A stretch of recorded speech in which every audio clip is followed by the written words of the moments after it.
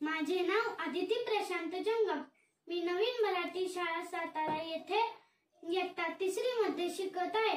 स्वराज्य हा माझा जन्मसिद्ध हक्क आहे आणि तो मी मिळवणारच अशी सिंहगर्जना करणारे, तसेच भारतीय जनतेने ज्याचे नेतृत्व मान्य करून ज्याला लोकमान्य केले तो आदर्श भारतीय नेता लोकमान्य बाळ गंगाधर टिळक. रत्नागिरी जिल्हा म्हणजेच स्वातंत्र्यवीर सावरकर, डॉक्टर बाबासाहेब आंबेडकर, साने गुरुजी अशा अनेक नररत्नांची खाणच. या खाणीतून 23 जुलै 1856 रोजी चिखलगाव येथे केशव नावाचे रत्न उदयास आले, पण ते बाळ या नावाने प्रसिद्ध झाले. गणित आणि संस्कृतचे गाढे पंडित असणाऱ्या गंगाधर पंतांप्रमाणे बाळही या विषयात पारंगत झाला. त्याला वाचनाची आवड होती, म्हणून वडिलांनी दिलेले अवघड गणित सोडवून लहानपणीच बाणभट्टाचं कादंबरी नावाचं कथाकाव्य वाचून काढलं. बाळ लहानपणापासूनच स्वाभिमानी आणि हुशार होता.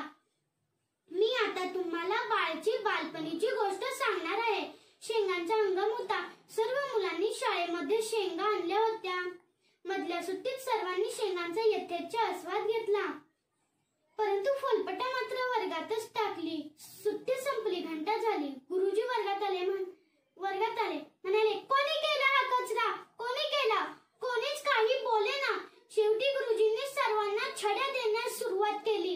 गुरुजी बाळजवळ आले. बाळ म्हणाला, मी शेंगा खाल्ल्या नाही, मी छडी घेणार नाही. गुरुजी म्हणाले, मग सांग, कोणी खाल्ल्या शेंगा? बाळ म्हणाला, मी अशी झाडी करणार नाही.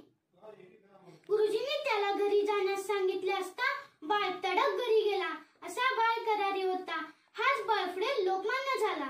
लोकमान्य टिळकांनी न्यू इंग्लिश स्कूल नावाची शाळा सुरू केली. त्यात अभ्यासाबरोबर देशप्रेमाचे धडे दिले जात असत. इंग्रजांविरुद्ध लोकांना जागृत करण्यासाठी केसरी व मराठा ही वृत्तपत्रे सुरू केली.